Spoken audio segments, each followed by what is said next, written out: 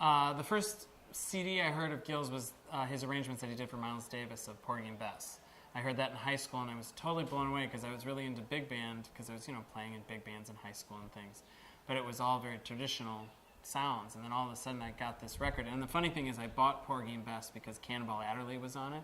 I was big into him, and then, he's just playing section parts. He's not soloing and stuff. But, yeah, it was just different colors and different sounds of a large ensemble that I had never heard, and it was very intriguing.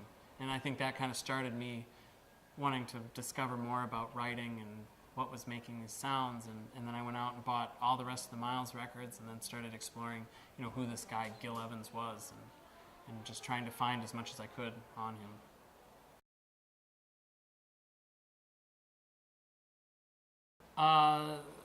That, again, was just kind of a fluke thing. I asked to take a lesson with her when she was in Minneapolis when I was living there, and it didn't work out at the time, but then when I was in New York, I met with her. We had a lesson, and then I started doing copy work for her, and then from the copy work started helping her with her website, and then the website blossomed into managing the band and then producing her last 2 records, and it just kind of has blossomed from there. So yeah, it was just like one of those fluke moments, you never think, it's like, what did they say, those like split moments in your life where your life could go either direction. And I took this 1-2-hour lesson with Maria, and my life completely changed. And I met the Evans family actually through Maria, and I started studying with Bob Brookmeyer, who knew Gil, back in the day, and all this. So I just had all these people that were kind of like commingling in my life all of a sudden. So.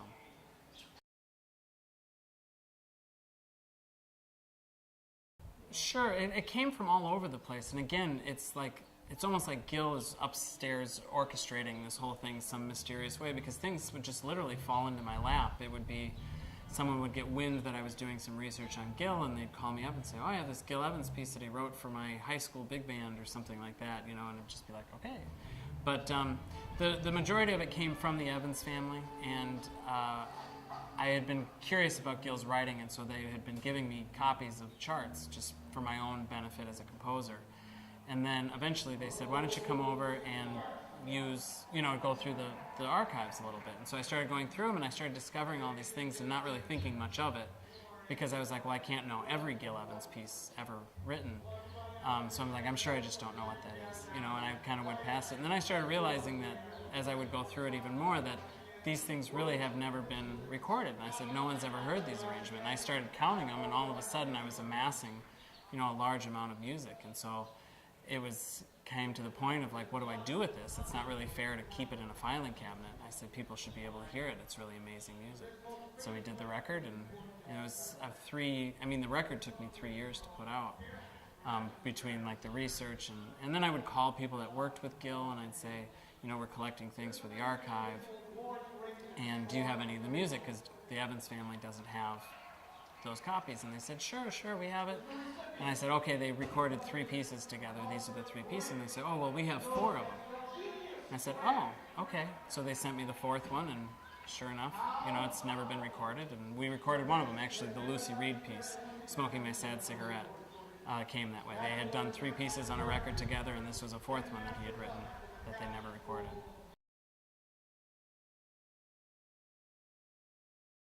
Yeah, Claude and Gil, they had,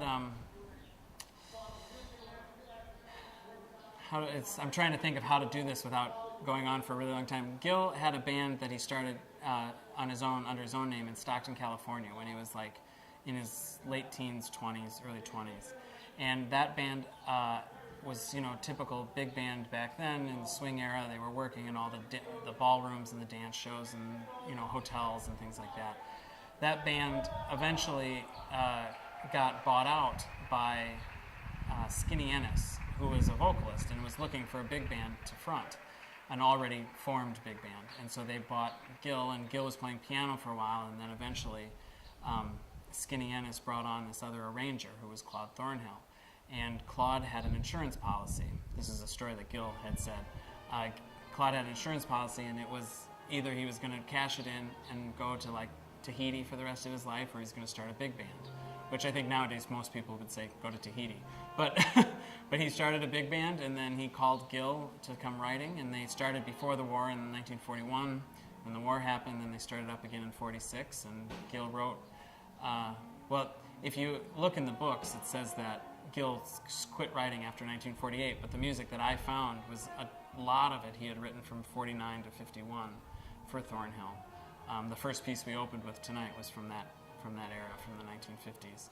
So yeah, and it's amazing because I think Claude, everyone gives credit to the Gil Evans sound to Gil, and I definitely think Gil had it.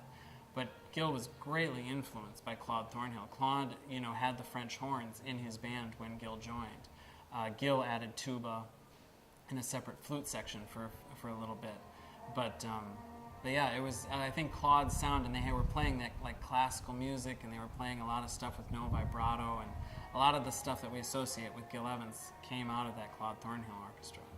So, and that's why I really wanted to do this project, is because everyone's so focused on Miles and that music that they did together, which is amazing. But all of that music came out of the Claude Thornhill, the sound of it, the way that he wrote it. A lot of the arrangements were based off of arrangements that he had done earlier. So it's important to see that history and kind of really expose people to the other sides, before and after of Miles, the Miles era.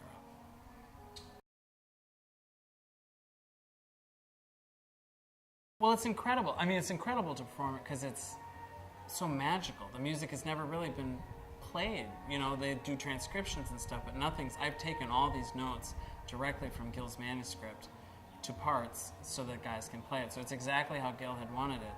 And they haven't been available that way, and so to be able to finally play this music the way that Gil had intended is a magical experience. And it's not, Gil wrote in a way that no one writes like anymore, or ever did. And so it's this unique sound, and it's got so much more than just notes on a page. There's emotion, there's life, there's air within the music, and that really fuels the musicians. And there's a freedom in it too. Gil always had a beautiful way of writing his music in a way that it was very structured, but had room for the musicians to add their voices and their lives into it. And so like Sister Sadie, what we did tonight, it takes on a life of its own, and it just has got this magic. I will say that I love Gil Evans to death, but to perform his music is extremely challenging logistically, because every piece has a different instrumentation. So everywhere I go, I've got to take like 35 people, to play on two tunes. One guy plays on one tune, and then they switch, and each piece that we played today was a completely different instrumentation. Some guys would sit out, and because it's just a challenge, but it's so worth it, in the long run, because this music is just magical.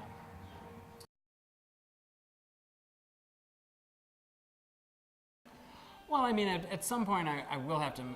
I don't ever want to move on from it. I'm a composer myself, and I would like to do a record of my own music and focus on having my own band doing my own thing. But I would love to keep playing Gil's music. It's an honor to be able to do it, and I actually have, I found 50 or so pieces of Gil's, and I actually, after we recorded, I found 4 or 5 others, in the 6 months between we recorded and the record came out, and so I keep finding more, and I'm sure I'll find even more after that.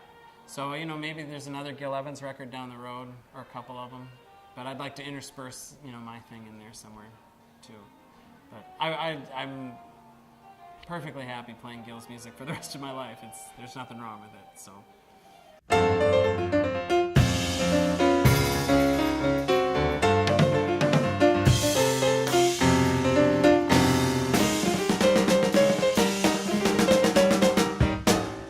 Hi, this is Ryan Truesdell, and to see more videos, go to JazzTimes.com.